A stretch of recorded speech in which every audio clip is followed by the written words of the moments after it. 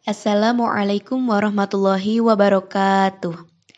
Yang terhormat, dosen pengampu mata kuliah Statistik Pendidikan kelas 3B, Ibu Rizky Kusumawardani, MSI. Kami dari kelompok 7, kelas PAI 3B yang beranggotakan 1. Akfa Aulia Agastia, NIM 203111052, 2. Triani Okasya, NIM 203111063, 3. Fatwa Puja Nur Aisyah, NIM 203111064, 4. Putri Dwi Rahayuning Tias, NIM 203111065, akan menyampaikan hasil diskusi kami mengenai penugasan UAS Statistik Pendidikan di semester ganjil tahun ajaran 2021-2022. Berikut telah kami susun dalam draft paper statistik pendidikan ini. 1. Pertanyaan statistika. Apakah terdapat pengaruh rata-rata waktu belajar dan tingkat pendidikan orang tua terhadap IPK mahasiswa dan mahasiswi di Prodi PAI UIN Raden Mas Said Surakarta? 2. Desain penelitian. Jenis datanya primer dengan skala interval, variabelnya rata-rata lama belajar, tingkat pendidikan orang tua, dan IPK. Populasinya mahasiswa PAI FIT UIN Raden Mas Said Surakarta. Sampelnya mahasiswa PAI FIT UIN Raden Mas Said Surakarta angkatan tahun 2020. Cara pengambilan datanya menggunakan angket online. Kemudian, desain teknik sampling.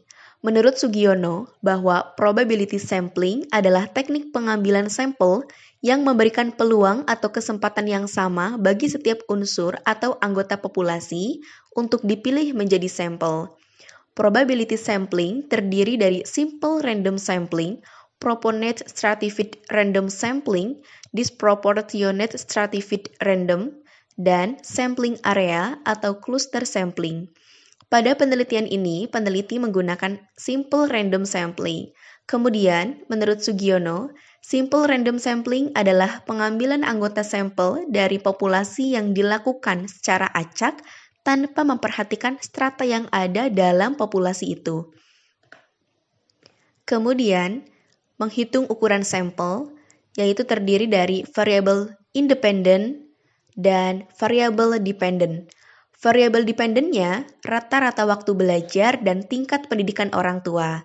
Untuk variabel dependennya rata-rata IPK semester 1 dan 2. Berikut adalah hasil pengambilan data mahasiswa UIN Raden Mas Said Surakarta tahun angkatan 2020. Data yang diambil dari data hak angket secara online dan berikut sudah tercantum hasil-hasilnya. Berikut saya tampilkan hasil-hasil diskusi dari kelompok kami.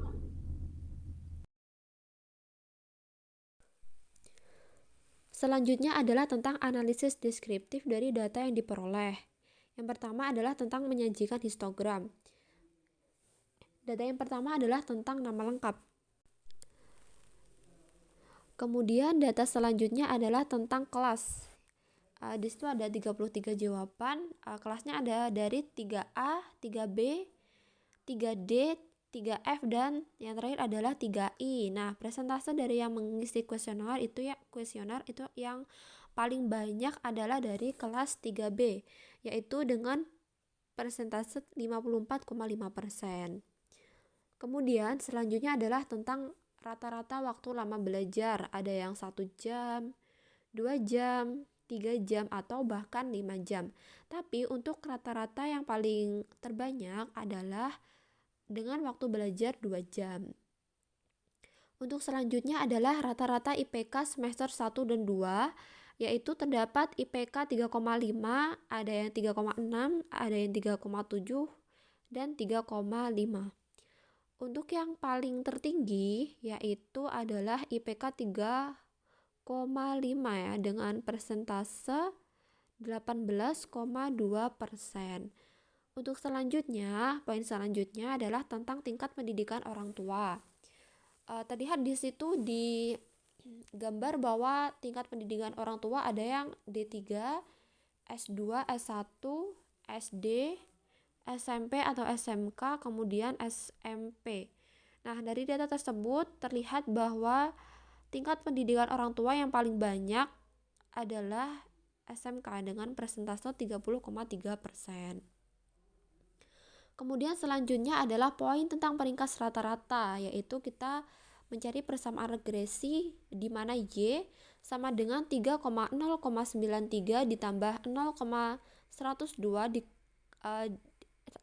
dikali X1 ditambah 0,070 itu adalah X2, di mana Y sama dengan rata-rata IPK semester 1 dan 2, di mana X1 adalah rata-rata waktu belajar, kemudian X2 adalah tingkat pendidikan orang tua, yang dapat diartikan sebagai berikut.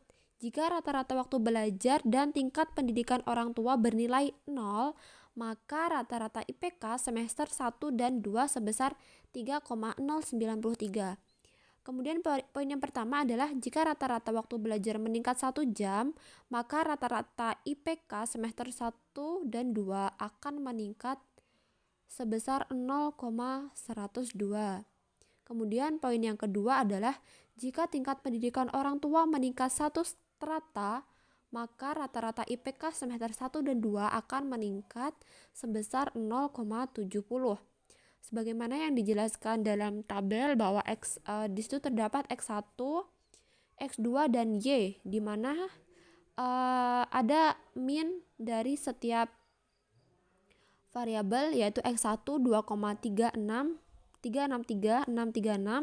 kemudian ada min dari X2 maupun Y. Kemudian di situ juga ada standar error, median, mode, standar deviasi, sampel variance, kurtosis, kemudian ada rank, minimum, maksimum, sum, dan count. Dimana di situ sama ya, yaitu X1 rata-rata lama waktu belajar, X2 tingkat pendidikan orang tua, kemudian Y adalah rata-rata IPK semester 1 dan 2.